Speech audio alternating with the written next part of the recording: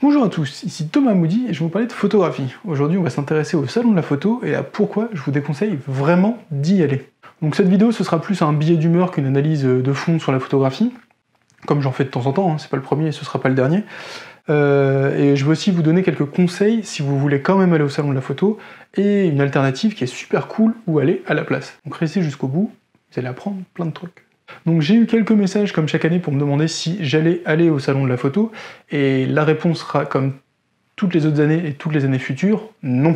Il faut pas se mentir, si l'entrée du salon est gratuite, c'est parce que c'est vous, le produit. C'est un peu comme quand vous utilisez les produits de Google, hein. Si tout ça c'est gratuit, c'est parce que vous payez avec vos informations.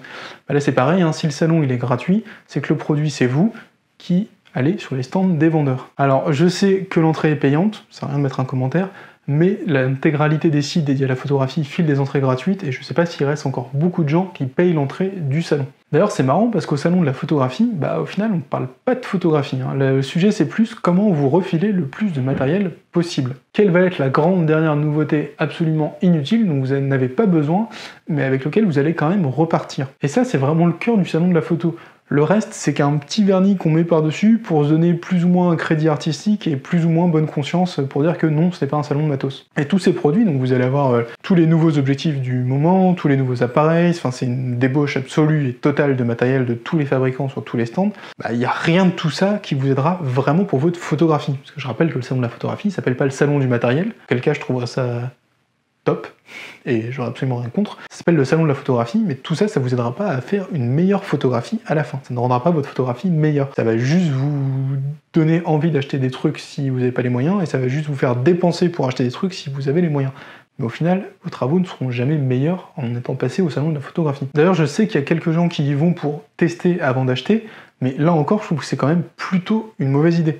Le plus simple pour tester avant d'acheter, c'est justement de louer le matériel et de le tester sur le terrain. Là, dans le salon, voir si tel objectif correspond à votre pratique de la photo de rue ou tel autre serait bien pour faire de l'animalier, bah comme il n'y a pas d'animaux et comme on n'est pas dans la rue, c'est pas hyper utile. Donc après je comprends que ce soit amusant 5 minutes d'aller tourner des boutons et d'aller tester des trucs, mais concrètement il y a vraiment un intérêt qui est assez limité. Enfin, le seul point intéressant c'est que si il y avait quelque chose dont vous avez vraiment besoin et que vous voulez acheter, bah, en allant au salon je crois qu'il y a 10% dessus, etc. parce que c'est des prix salon. Donc si vous êtes décidé avant, ça peut être intéressant. Mais dans l'absolu, pour tester des choses, c'est vraiment pas le contexte idéal. Et on va pas parler de tous les gens qui y vont simplement pour promener leur 70-200. L'année où j'avais été au salon, j'en ai vu un nombre incalculable, et si j'avais fait un jeu à boire à chaque fois que j'en voyais un, je pense que je me serais fait sortir par la sécurité parce que j'aurais été pompette dans les 20 minutes. Donc au salon, vous trouvez aussi des expositions qui sont plutôt là pour se donner bonne conscience qu'autre chose. Il y a souvent une exposition principale et les zooms. Alors le problème des zooms, c'est qu'il y a... Donc les zooms, c'est plein d'institutions de la photographie, donc que ce soit des clubs, des magazines, enfin il y a des associations, il y a un peu de tout, et chacun a un petit espace pour exposer. Mais le problème, c'est que la curation est très variable. Donc il y a des choses qui viennent, qui sont, on va dire sans prétention, je vais pas rentrer plus que ça dans le sujet, mais qui sont plutôt moyennes, et vous allez avoir quelques magazines comme Fisheye et Polka, qui par exemple vont présenter leurs curations, qui là sont vraiment cool. Mais dans l'ensemble, c'est extrêmement inégal. Vous avez aussi une grande exposition thématique. L'année où j'y étais, c'était Sébastien Salgado, donc c'était vachement bien, je dis pas le contraire. Les photographies étaient vraiment cool, les tirages étaient très bien. Après, c'était des tirages d'exposition, hein, ça n'a rien à voir avec les tirages que Salgado vend. C'est pas du tout le même format, c'est pas du tout le même papier, etc. Et les signatures, enfin bref. Donc c'est bien, mais de là aller au salon juste pour ça, si vous habitez Paris, pourquoi pas. Mais moi, je ferais pas une traversée de la France pour ça, et je vous le déconseille aussi. De même, il y a quelques conférences pour un peu parler photographie, donc c'est soit sur les stands, parfois ça peut être intéressant et pratique, mais la conférence de Salgado c'était un peu la cata parce que il y avait une pièce qui n'était pas adaptée au volume de personnes qui étaient présents, et il n'y avait aucune retransmission ailleurs dans le salon. Du coup, la partie dédiée à l'art photographique, dans un salon qui s'appelle le salon de la photographie, elle est quand même assez limitée en général, hein. La place est pas très grande pour ça. Aussi, il y a toujours un coin qui est dédié aux livres. Vous savez que j'adore les bouquins photos, mais j'ai été toujours extrêmement déçu de ce qu'on pouvait y trouver. Il y a principalement des éditeurs qui font des manuels, je pense à Erol par exemple, mais il y en a d'autres, hein. Je les cite eux parce que je pense à eux, mais il y en a d'autres. Donc c'est plutôt des manuels sur comment faire ceci, comment faire cela, comment faire tel portrait, le studio, le machin, le truc.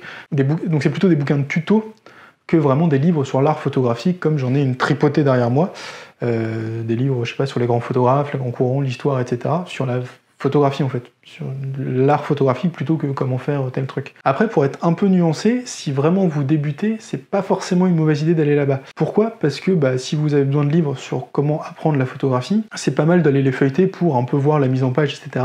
et vérifier que la pédagogie vous convienne. C'est une sorte de méga gros rayon de la Fnac, si vous voulez, sans la partie livre d'art. Si c'est pas votre cas, vous perdez votre temps. Cependant, je vais être honnête avec vous, il y a une vraie bonne raison d'aller au salon de la photographie. Et sur ça, je mens pas, il n'y a pas d'ironie, c'est vraiment une putain de bonne raison d'y aller. Ce sont les lectures de portfolio qui sont organisées par le magazine Fisheye et le magazine Polka sur leur stand chaque année. Donc je sais pas quelles seront les modalités cette année, mais en général il faut y aller, soit il y a une file d'attente, soit vous donnez votre nom, vous repassez plus tard, enfin prenez rendez-vous, mais il y a des vraies lectures de portfolio sur place. Et je vous rabâche sans cesse qu'avoir un vrai avis sur ces images, ça peut changer tout pour votre photographie, et c'est vrai, avoir un avis extérieur de quelqu'un dont c'est le métier, donc c'est soit le curateur de la galerie Fisheye, soit un des responsables du magazine, enfin c'est des gens qui vraiment s'y connaissent, avoir un avis extérieur comme ça sur votre travail, ça peut donner un coup de fouet à votre photographie, parce que vous allez voir des tonnes de choses dans vos images que vous n'aviez pas vues avant, des problèmes, des choses qui n'allaient pas, etc. et qu'un œil extérieur va mettre en avant et va vous permettre de corriger. Alors le plus simple, ce que je vous conseille, c'est d'y aller avec des tirages papier.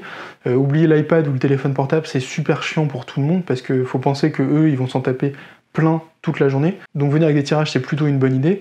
Si vous voulez vous en faire à pas cher, il y a Salle Digital qui en fait des cools. Moi, quand je fais juste des tirages de lecture comme ça, je les fais chez eux. Je vous mets un code promo dans la description, ça vous donne droit à 10% dessus. Donc c'est cadeau, si vous voulez faire, je sais pas, 20 tirages pour aller au salon de la photo et les montrer, faites plutôt du papier, c'est plus sympa pour tout le monde et vous pouvez le manipuler. Évitez de venir avec des livres photos que vous auriez fait, enfin des albums que vous auriez fait vous-même, tout simplement parce que ça fige le travail, et si la personne veut manipuler un peu les images et voir ce qui marche avec quoi, etc., dans un livre, c'est un peu compliqué. Vraiment, si vous voulez pas dépenser, allez-y avec un iPad, sinon prenez des tirages papier, c'est vraiment plus pratique. N'hésitez pas non plus à venir avec plein de questions, parce que ils sont là pour ça, et si vous posez des questions sur la construction de votre travail, c'est le moment de les poser et de les sortir. Et c'est aussi plus facile pour guider les échanges. Alors, toujours, je vous conseille de ne pas multiplier les avis, donc s'il y a une revue à Fisheye et à Polka, vous pouvez faire les deux pour avoir deux avis un peu différents, mais en faites pas 50 non plus, ça sert à rien de multiplier les avis à l'infini, parce qu'après vous savez plus qui écouter. Alors, je vous avais dit dans l'introduction que je vous proposerais une alternative au salon de la photo, et l'alternative, et là c'est la sainte mecque de la photographie,